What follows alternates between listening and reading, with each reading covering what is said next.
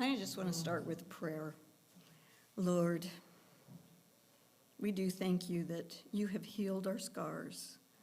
You have given us that grace that we don't deserve. Lord, you fill us with your mercy, Lord, and we're so grateful for all that you've done in our lives.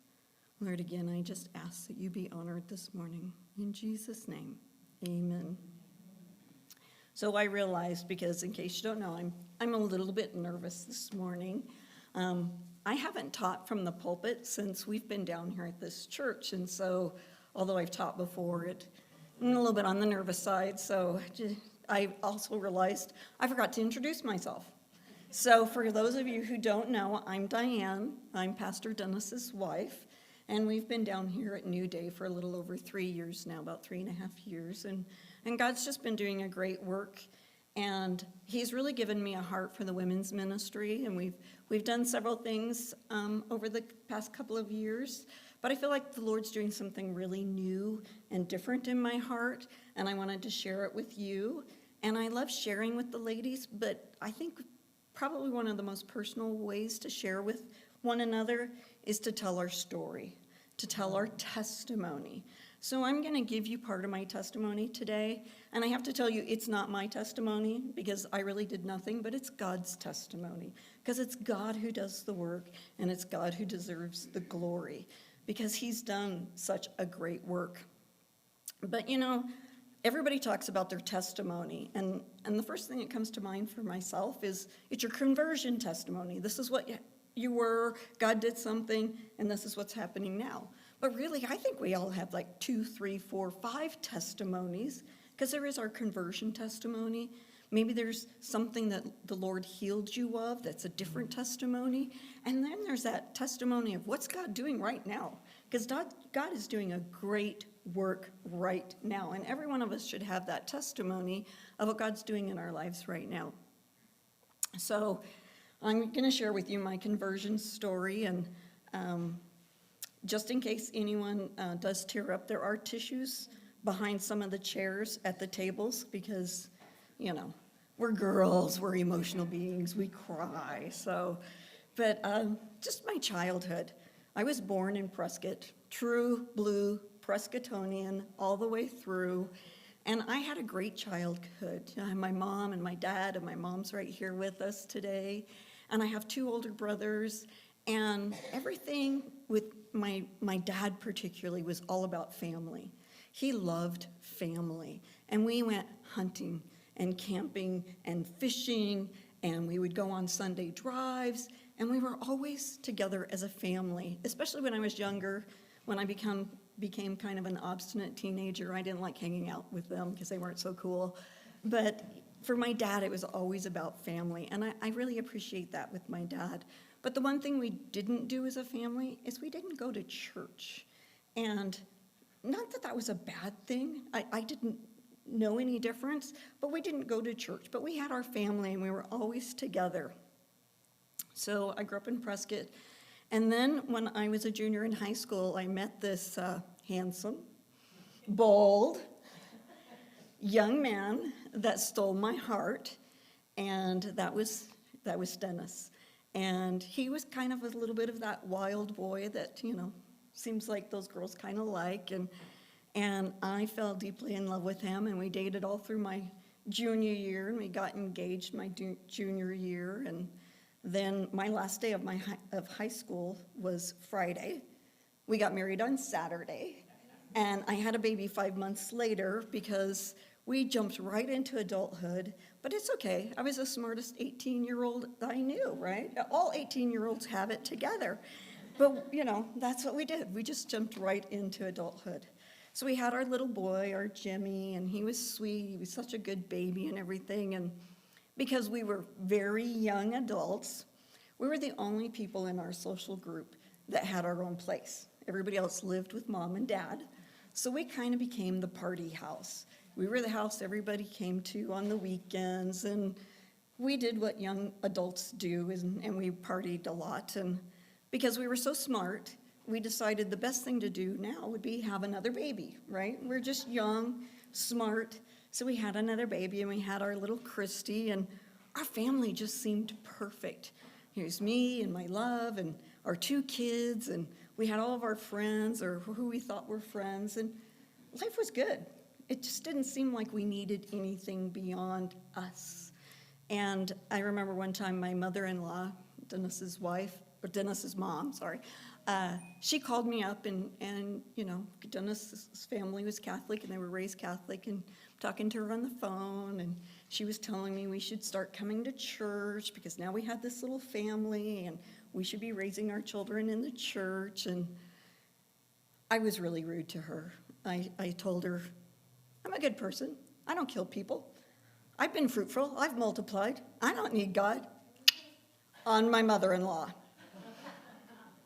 Smart, very smart. I was so smart.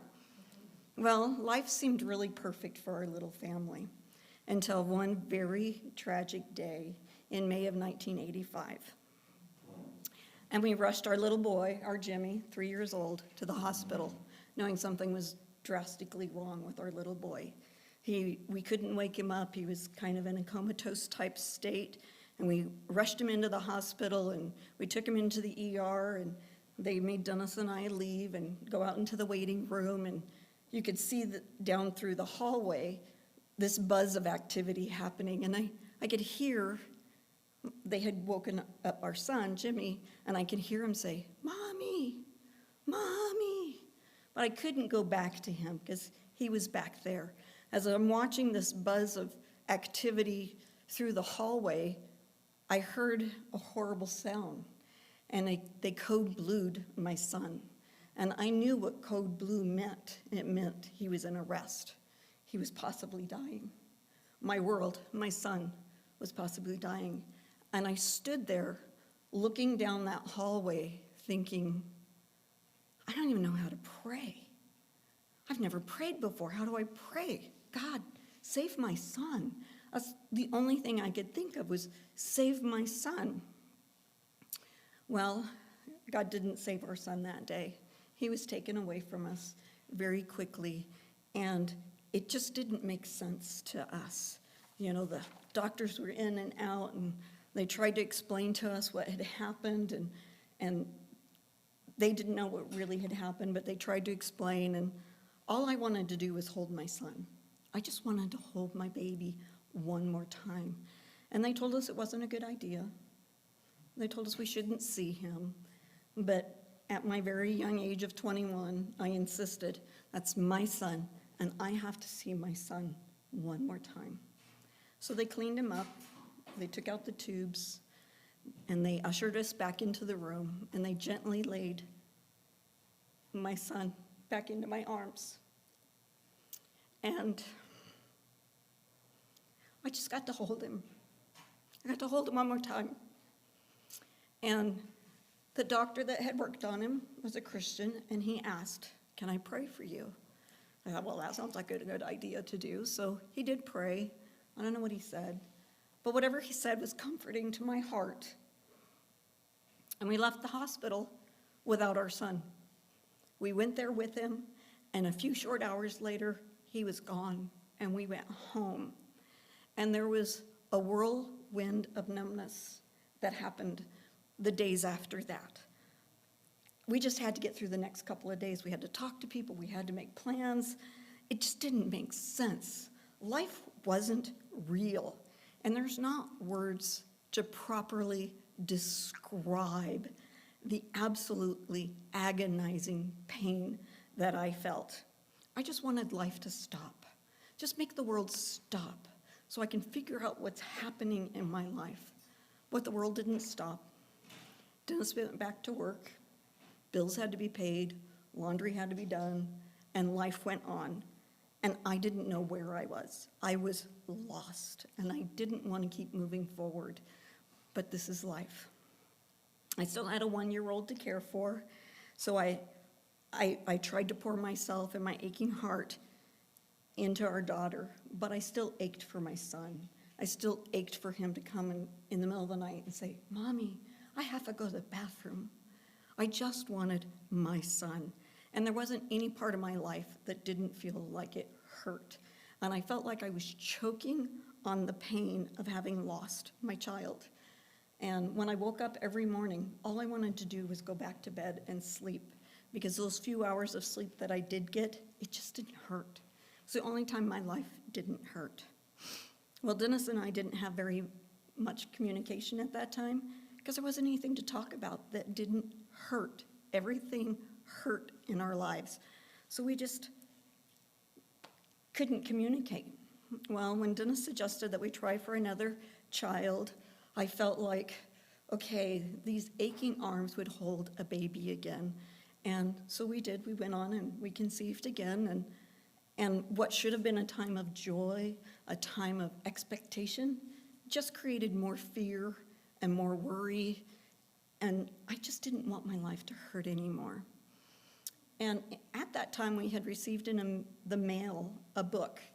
And there was a group of businesses in town, and they sent out this book to parents when they lost their child. And this book was about the life of Jesus. And so as I read this book, I started reading about Jesus.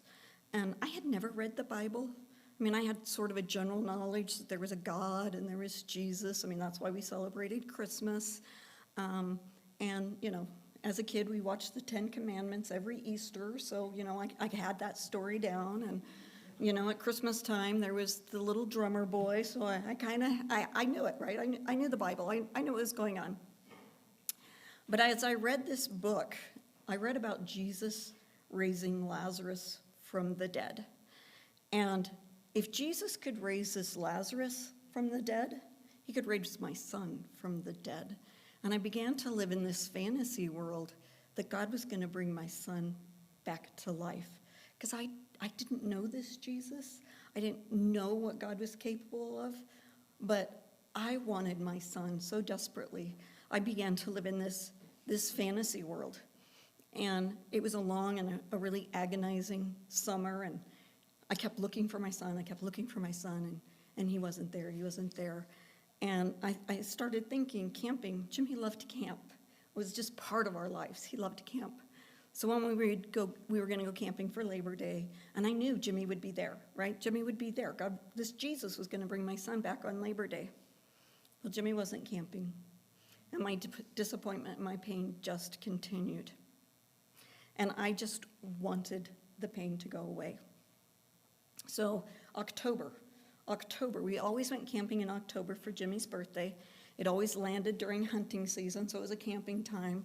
Jimmy would be there. Jimmy would be hunting because that's what he loved to do. And in my delusion and in my pain, I truly believed with all my heart that this Jesus would bring my son back. Well, we did go camping, and Jimmy wasn't there. And on the day that would have been Jimmy's 4th birthday, I began to show signs that I was miscarrying the child that I had in my womb. And I did miscarry that child. And having lost 2 children in such a short time, it just made the pain all that much worse. I didn't know how to go on. I didn't know how to bear it. There wasn't a part of my life that didn't hurt. And I just wanted the pain to go away, if even for just a short time. And it's that time I really started to abuse substance to just numb the pain. I just needed the pain to go away. And although substance didn't necessarily make the pain go away, it numbed my mind enough to think that there was less pain. Christmas. I'd give this Jesus till Christmas. And if my Jimmy wasn't back at Christmas, he wasn't going to come back. Well, he didn't come back, and Christmas came and Christmas went, and I still just had pain in my life. And I didn't know how to fill that emptiness with anything good. I didn't know how to breathe. All I knew is every part of my life hurt. Well, I had someone give me another book at that time, and it was a book about the loss of a child, how the grieving process is supposed to work, how unnatural it is for a child to die before a parent. And the one thing I remember specifically about this book was it said there would be a day that you have to make a choice.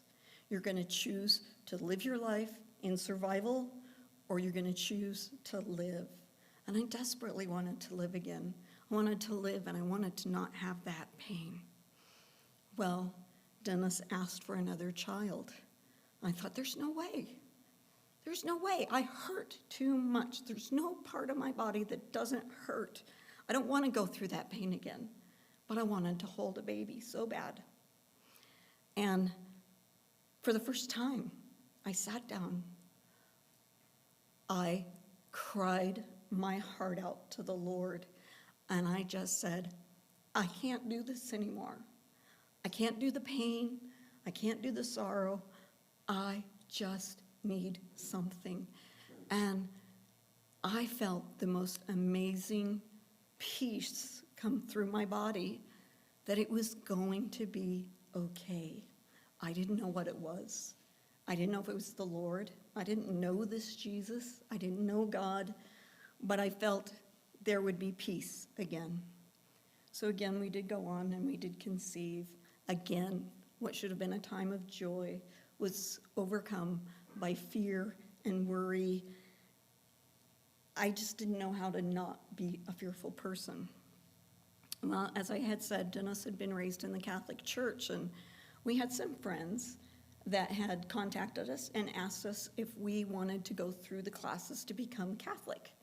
And I thought, well, that sounds like a really good idea. I need something in my life, and maybe this God would be what I need in my life. And it was interesting because friends of ours, she was Catholic and he wasn't, and through this program you had to have a sponsor. So Dennis was going to be his sponsor, she was going to be my sponsor, and so we started taking these classes, and it was a good time. It was a good time of fellowship. It was a good time of being with other Christians and learning about the Catholic Church. And during this time, our daughter Leah was born, and everything was fine. And I started to begin to feel like my life was kind of settling down. And as we learned about the church history and all these things, they had asked me if I would share my testimony at Easter time, because that's when these classes would be over with. And I did. I shared a testimony that I felt that people need to have God in their lives, not just to have it, not just going to church on Sundays, but to really have that need for God. But I didn't know this God I was giving a testimony about. I didn't know this Jesus. I had developed a relationship with the people. I had developed a relationship with the church, but I had never developed a relationship with this Jesus they keep talking about. Well, after the classes ended, Dennis stopped going to church with me on Sundays. I had 2 small children, and it didn't take but a few weeks before I stopped going to church too, because it was too overwhelming. And we just kind of fell back into that same rut that we'd been in for years. We started drinking, we were smoking pot, we were just living our lives the way that we had lived our lives for so many years. And life began to feel like it was getting out of control. And it was at that time that Dennis's brother had invited us to go to California with him. He was going to go there and seek employment, and things were booming in the construction field. And so I thought, that's great. That's what we need. We just need a change of scenery. We need to get away from this rut. We need to get away from these people that keep dragging us down, or maybe we were dragging them down. I'm not sure how that worked. But I needed a break. So we did. We moved to California, and the irony about changing your place but not changing your heart is the first people we met in California were users and abusers. And so the rut that we were in, we were still in that rut. And it felt like, although we were living our lives and there was work and kids in school and all of those things, it just really felt like we were living our lives on external stimulation. We just seemed to get along better when we were at an altered state of mind. If one of us was drinking and one of us wasn't, there was always an argument. It just seemed like life was better or simpler when we were in the same altered state of mind. And smoking pot just kind of seemed fun, and it didn't hurt anything, right? Didn't hurt anything at all. And I knew Dennis was messing around with some stronger stuff, but he wouldn't get hooked, right? He wouldn't get hooked. That would never happen. That wouldn't happen at all. Well, I remember very clearly when we were in California, one Saturday morning, when Dennis and I were locked in our bedroom, getting stoned, And our girls, then 4 and 7, were banging on the door. Mom, Dad, come out. Let's do something. It's their weekend too. But we'd gotten into the habit of spending our entire weekends in an altered state of mind because we could do it for 2 days solid. We didn't have to get up the next day and do it. And I was so convicted in my heart that our girls were being neglected for our own selfish satisfying our flesh. And I had already paid the ultimate price once. I had lost a child. I was playing a game where I could lose my children again to the authorities. And I was not willing to let that happen. I was not going to let my children get away from me. And at that time, we were getting ready to move back to Arizona, and I told my husband, we're going to stop this. Okay, we just need to stop all this craziness. We need to stop the drugs. We need to stop the alcohol. We need to get back to being, or start being parents. And when we moved back, I did stop. I kept my commitment. I stopped the drugs. I cut way back on the drinking. But it wasn't that easy for my husband. You see, he liked to play with me. And I wasn't playing no more. And he had lots of friends here that would play with him. And in that 2 years that we were gone, there was a new player that came to town. And crystal meth was its name. And I knew my husband was different. I knew something was completely different about him. I knew there was something new. He was gone a lot. He didn't sleep very much. Our troubled communication became worse than ever before. We didn't spend a lot of time together. And honestly, I was just tired of this game we'd been playing. I was done, and I wanted out. I didn't realize what I had done at the time, but I had spent years surrounding myself with all of those pains, all of those disappointments, all of those sorrows, and I built a wall around myself as a protection, and I let my emotions die inside that wall. And I've heard it explained that we take bricks of pain held together with mortar of bitterness, and it builds a wall of sin. And that's what I had done. I built that wall out of pains and sorrows, and I had died in there, and I had this wall of sin around me. And I told Dennis my decision.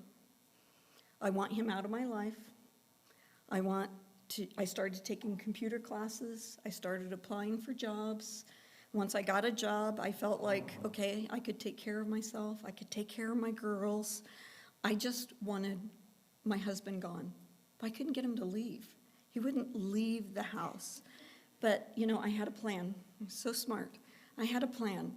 He would mess up. He'd mess up really big sometime, and then I could show the whole world this lie that we'd been living for years. Because on the outside, we had a picture-perfect life. We'd been married for a season. We had 2 children. We'd survived horrible heartache. Everybody thought we had our acts together. But inside, behind those closed doors, our acts were not together at all. In fact, it was just an act. So I just knew it would happen. Well, I couldn't get rid of him, and so we just kept going on our life. And I did get a job, and both the owners of where I worked were both Christians, and they didn't know much about my home life because, I paint picture perfect really well. But they witnessed to me, and they invited me to church. Well, I'm not going to go to church. I'm not that churchy thing.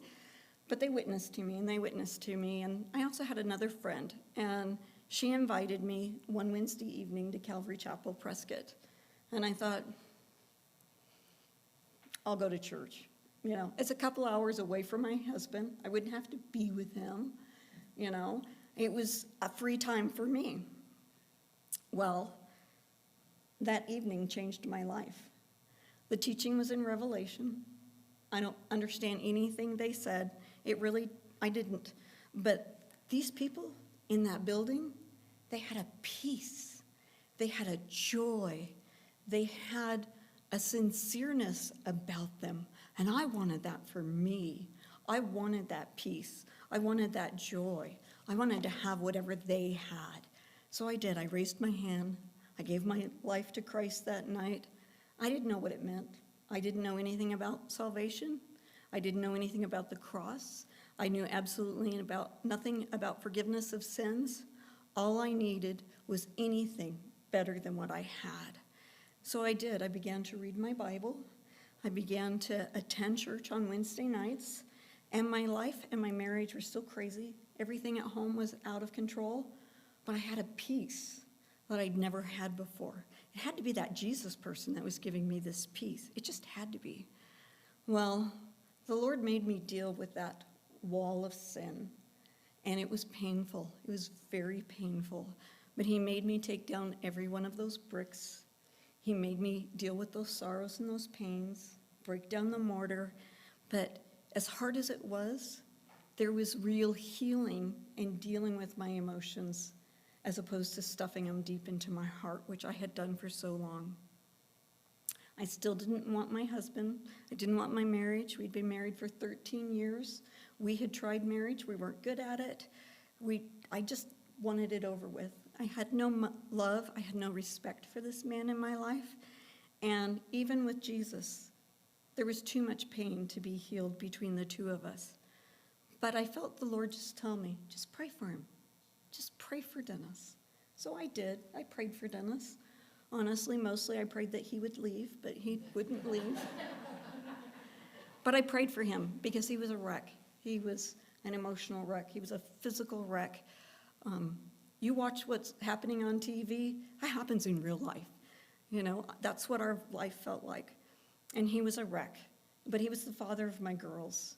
And if I respected nothing else out of this man, I had to respect that he was the father of my girls. And that's what I called them, my girls. Well, I had started to pray for God to give me a new man. And I know it was a sin. I was married to one man, and I'm praying for God to give me a new man. And I knew it was a sin. I knew it was wrong. But I wanted that. I wanted that happiness. I wanted joy. I wanted peace. I wanted to have someone I could talk to, that we could talk about God together. But God. The most powerful words in the Bible, but God. God had other plans for my marriage. Even though I had thrown it out and I didn't want it, God had other plans.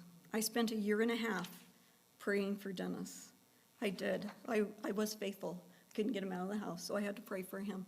And if you've heard his testimony, you know he had an amazingly powerful encounter with the Lord. And through that encounter, he did surrender his heart and his life to Christ. And when he told me about his experience, I thought it was just another lie, just another form of manipulation. But I watched, and I waited, and I prayed, and I could see something different. But I was cautious. God took that demon meth away from Dennis overnight. But God did not heal our marriage overnight. That took time. I needed to see proof of that change. It took time for God to heal both of us and deal with both of us. He had to deal with us separately and together. And trust had to be rebuilt. Everything in our marriage had to be rebuilt because we weren't good at it at all. And I have to tell you, the hardest part of rebuilding our marriage for myself was allowing Dennis to be a father to his girls again. Because those were my girls. Everything and anything good in those girls, I did. That's how I felt. I took care of those girls. I went to everything for those girls. I was the one who loved those girls. And for a long time in our marriage, I was a single parent to those girls. But God changes everything. And I had to allow him to be a father to his girls. And he's a really good father. And he's an even better papa. But God did the work. It had been really easy for me to spend years pointing the finger at Dennis and to say everything in our life was his fault. But God said, Diane, you need to deal with your faults too. And he started showing me areas in my life that I had disrespected my husband, I had disrespected my marriage, and I contributed to to the fall of that marriage. And God had to heal that too in our marriage. And he taught us to respect one another again and to love together. And you know what? God did answer my prayer for that new man. I never realized God would give me a new man in the same man I had been married to for so many years. The same man that we had children together with. The same man that I had walked through hell and back together with. He gave me that new man. And as you know now, God allows us to serve him because God is so good. He heals everything, and he allows us to serve him. He has given us an amazing journey of serving him all over the world. We've done mission trips together. We've ministered together. He brought us here together. And you know, I know with all of my heart that there isn't anything that God can't heal. But you have to be willing to let God do that healing in you. And I promise you, sometimes it's very painful. But God can heal the broken marriage. I'm proof that God heals a broken marriage. God can heal those that mourn. I no longer mourn for my son because God turned my thought process around. I no longer mourn for what I didn't get. I'm thankful for what I did get because out of all the mommies in the whole world, God gave me Jimmy. He gave him to me for a short period of time, but God healed that wound, a wound that I thought would never be able to be healed. He takes addictions away. He heals broken relationships. He takes fear away and creates it into victory. God can do anything if you allow him to do it. Whatever you have in your life that needs to be healed, God's willing to do it. And there's a scripture that I have that I love, and it's Psalm 147:3. He heals the brokenhearted and binds up their wounds. He heals us, and he binds up those wounds, and he makes us new from those. He repairs and he heals anything we desire to be healed. He will do it. He will also use those healings in our lives, those scars that we have, our story that we have, to heal and comfort others. 2 Corinthians 1:3 and 4. Blessed be the God and Father of our Lord Jesus Christ, the Father of mercies and God of all comfort, who comforts us in all of our tribulation, that we may be able to comfort those who are in any trouble with the comfort with which we ourselves are comforted by God. My trials, my heartaches are not in vain. God has healed all of them. He has made me a new creation, and he allows me to minister to women and to men that have been through pains and sorrows. And he has comforted me, and I can promise that comfort to other people if they're willing to do it. And God makes beautiful things out of broken people.